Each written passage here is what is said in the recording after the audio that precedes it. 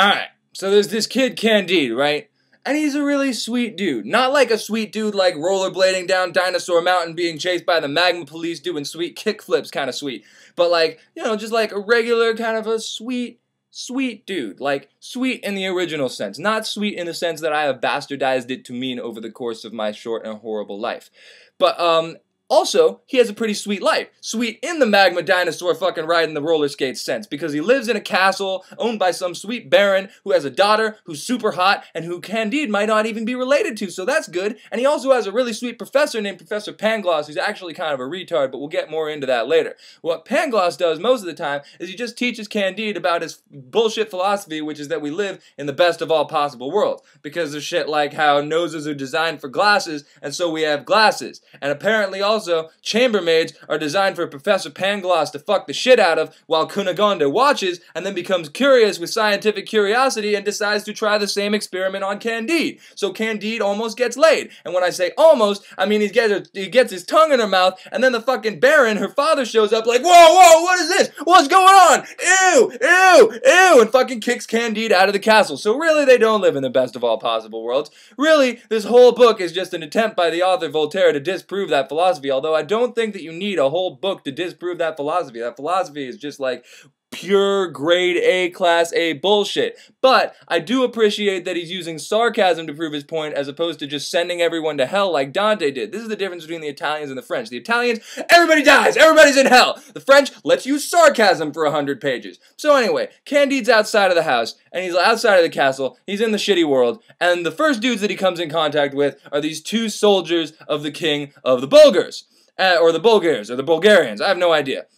But, so they see Candide, and they're like, oh, look, a dude we can exploit. Hey, man, what's up? You want some free food? Hey, all you gotta do is join our army of terror. So they get him, and they, like, clap manacles on him, and they put him in the army, and they train him, and they beat the shit out of him, they train him, they beat the shit out of him, and one day, Candide gets a little sick of this, and he's also a little bit stupid. He's a sweet dude, but he's a little bit stupid. He says, oh, you know, I don't really want to do this anymore. How about I just start walking and don't come back? So he starts walking, and they're like, whoa, where are you going, motherfucker? You can't do that. And Candide's like, no, I clearly can. Look, I have feet, I'm using them, I'm walking like this. Watch, I can do it again. And they're like, no, get back here.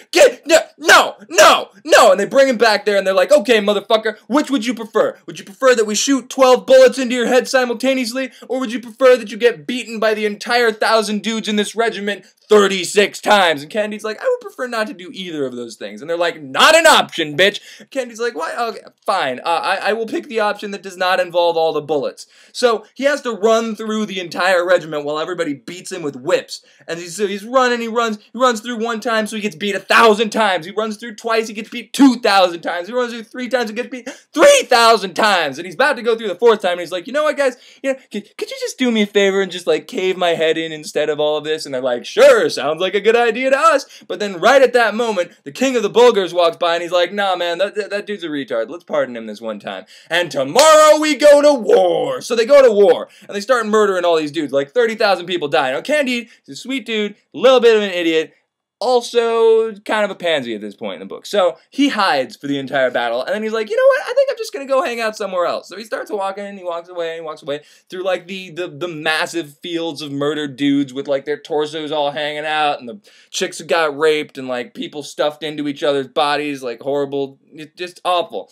And it's really depressing. And then he gets to Holland, and he's dirt poor, he's got no money, so he starts walking up to dudes like, can I get some cash? And they're like, nah, fuck you. And then somebody dumps poop on his head because he won't call the Pope the Antichrist. But then he runs into this like really nice Anabaptist named Jacques. And Jacques' like, dude, yeah, come on, come to my house, I'll give you some food, it'll be great, it'll be awesome. And he brings him to his house, he gives him food, gives him money. Candide goes out walking in the street, and he sees some dude whose like nose is rotting off, and his teeth are flying out of his mouth, and he's like coughing and wheezing and having a great old time. And he's like, dude, what the fuck happened to you? And the guy's like, don't you recognize me? I'm fucking Professor Pangloss. And Candide's like, why the fuck would I recognize you? Your face is melting off. What happened? And Pangloss is like, well, I got the sif from tapping that chambermaid earlier. And Candide's like, well, that's unfortunate. What about Cunegonde and everything? And Pangloss is like, oh yeah, well, she got raped until she could be raped no more, and then disemboweled. And Candide's like, that makes my life significantly worse. That is not knowledge that I wanted. So But then Pangloss goes back to crying about how he's gonna die of the Sith, and Candide's like, no man, I'll hook you up, like, come back to this place, and I got this homie Jacques, and he can, like, hook you up with some really great, like, medical treatment and shit. And so he goes back, and and Jacques is like fine with this, you know, he hooks him up, he cures him of syphilis, but everything is going too well now, so something shitty has to happen. They get on a boat to go to Lisbon, which is in Portugal, and they get within sight of the pier in Lisbon, and a fucking storm shows up now. This book is about shitty things happening to people ceaselessly in shifts. So this storm happens, and like everybody's getting washed off the ship, and some crazy-ass motherfucker just runs up behind Jacques and hits him with an oar. And Jacques is like about to fall off the boat, but then the other dude falls off the boat instead, so Jacques saves him like an idiot, and then the dude throws Jacques off the boat like, and then the boat explodes. Fucking Pangloss and Candide survive because they're holding on to some raft piece of shit, and they go onto the shore, and the crazy guy survives by being a crazy asshole, and he shows up, and they land on the shore just in time to witness the worst earthquake in recorded history. All these houses fucking collapsing, everybody's dying, the crazy dude just runs into the midst of the murder melee to go start fucking people and steal all of their possessions, so Candide and Pangloss get to watch that. Then Candide gets buried in debris, and Pangloss won't stop talking about philosophy long enough to help him out and save him. So Candide is like, help me, and finally Pangloss helps him, and then they get out, and then they're like, hey, let's help some of the survivors. So they help some of the survivors, and the survivors are like, hey guys, you want to have dinner with us? I mean, we only really have blood, sadness, and suffering, but at least that's something, right? And they're like, sure, we're dirt poor, let's eat with you. So they go, and they eat, and Pangloss will not stop talking about philosophy. Like, oh man, you know, I know this is pretty bad, guys, but it's the best that it could possibly be. I mean, that pier was designed specifically so that one day Jacques could drown in it, and if there's a volcano under Portugal, then clearly there can't be a volcano under any place else, so, you know, really, it's a net win for the entire world, except for Portugal. And there's an inquisitor, like, from the Spanish Inquisition listening to this, and he's like, hey, this philosophy sounds suspiciously like heresy. Let's have an auto de fe. Auto de fe is fancy French word for everybody dies. So the next day, they fucking take Pangloss and Candide and some other dudes, they set some dudes on fire, they hang Pangloss, they whip Candide. What did Candide do? Oh yeah, he was listening. You get whipped for listening. He gets whipped 100 times. Pangloss is dead. Other dude's on fire. But shit starts looking up for Candide again briefly, because then he's done getting whipped, and this old chick comes up to him and is like, hey, come with me, come to my place. So she takes him to her place, and she gives him some food, and she gives him some ointment for his back, and gives him a sword for some reason. And then takes him to meet some chick who's wearing a veil, and Candide's like, who's this bitch? And he pulls out the veil, and it's Cunegonde! And he's like, what the fuck, Cunegonde? Hey, what's up? Where'd you come from? I thought you were dead. And Cunegonde's like, no, I just got raped repeatedly and then disemboweled. That's not always fatal.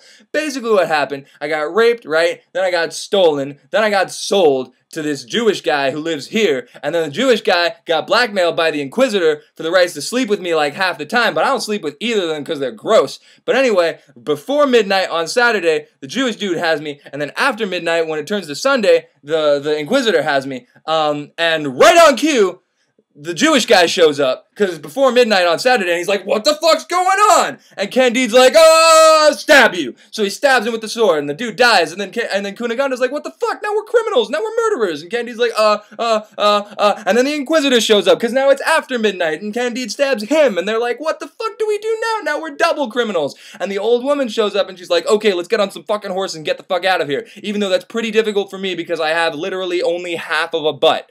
But that's a story for another time.